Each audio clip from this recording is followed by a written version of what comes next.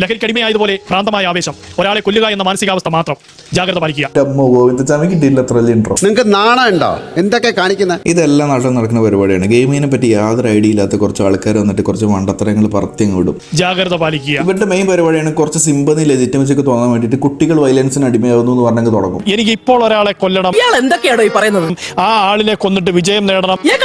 ഈ സിനിമയ്ക്കൊക്കെ rating system ഉള്ള പോലെ തന്നെ ഗെയിമിനും റേറ്റിംഗ് സിസ്റ്റം ഉണ്ട്. ഈ വയലൻസ് ഒക്കെ ഉണ്ടാവുക എംബ്രേറ്റഡ് ഗെയിംസിലാണ്. ഇത് കുട്ടികൾക്കുള്ള ഗെയിം അല്ല, ഇത് 17+ ഗെയിംസ് ആണ്. ഇനിയിപ്പോൾ അതാ കുട്ടികൾക്ക് കളിക്കണം എന്നുണ്ടെങ്കിൽ ഇതൊരു അഡൽട്ടിന്റെ സൂപ്പർവിഷനിലാവണം. ജാഗ്രത പാലിക്കുക. ഒന്നും ഒരു വിഷയമല്ല. ഗെയിം കളിക്കുന്നവരൊക്കെ മനോരമൊക്കെ ഉള്ള ആൾക്കാരാണെന്ന് പറഞ്ഞാൽ അടിച്ചിറക്കണം, അതിന് കുറച്ച് വ്യൂസ് ഉണ്ടാക്കണം. ഗെയിമിംഗ് ഡിസോർഡറിലേക്ക് പോകുമ്പോൾ അതൊരു മനോരോഗമാണെന്ന് നമ്മുടെ സമൂഹത്തിൽ എത്ര പേർക്കറിയാം? മെയിൻ സ്ട്രീം മീഡിയയാണ് ഈ വ്യൂസിന് വേണ്ടി ഇങ്ങനെ തെണ്ടുന്നത്. ഇതിലും ഏതാണ് നീലക്കുയില്.